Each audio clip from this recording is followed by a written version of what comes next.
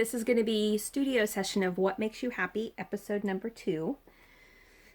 And we're going to talk about an assignment. I'm going to give you a very brief explanation, and then I want you to pause the video, stop the video, turn off your TV or your cell phone, and I want you to put everything down, and I want you to literally do this. I don't want you to spend too much time thinking about it, because thinking about it is not what you're supposed to be doing. Like I said in the first one, I think God has given each one of us a desire and a passion that brings us joy, something that we're good at, something that we may have to work a little bit at, but we get tremendous joy out of doing it, like baking for some people, surfing or hiking for others, or for some it's card making. And for me, it's writing. I think we all have several things in this world that make us happy. And we need to figure out what that is. But for some of us, that's not very easy. I know for me, when I was walking in the studio, like I said in the last video, and I was twirling around and picking things up, everybody's voice was in my brain. I picked up a ball of yarn. Oh, you need to keep that. You might use that someday.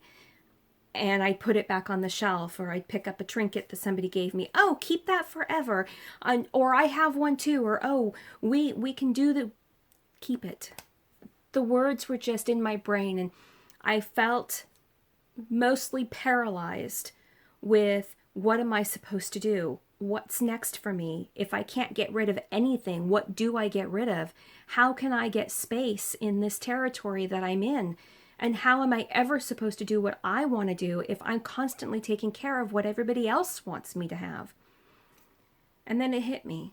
I literally am taking care of everybody else's dreams that they think I should have, and they're not my dreams. And I felt bad for a brief moment, because my dreams are given to me by God. They're not given to me by my friends. My friends have their own set of dreams, and I have mine. So if we all have different dreams, I want to support your dreams. But that support does not mean I need to learn that craft and take it over. My funnest time, and I think people must think I'm absolutely nuts, I love to sit and talk with people as they're baking or cooking. I get great joy out of watching how happy candy makers, cupcake bakers are when they're creating. It is beautiful, and it is artwork, and I enjoy that. Give me a glass of water and let me sit on a stool next to you and talk, and I'll ask you all kinds of questions about why you're doing what you're doing and what you're doing. And it's not because I want to do it. It's because I'm taking joy and sharing in the passion that God gave you, and I'm wanting to feel it. I want to feel the love that you're feeling in what God has given you. So I want you to do something for me. I know this is going to sound really crazy. I want you to grab a piece of paper. I used this because it was all I had. So I want you to grab a piece of paper. It could also be a composition notebook. Many of you see me with this one. This year it's pink.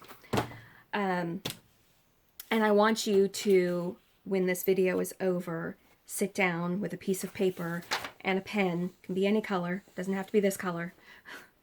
And a pen, and I want you to write. And I want you to write for 30 minutes to an hour, and I don't want you to stop. I don't want you to stop and think about it.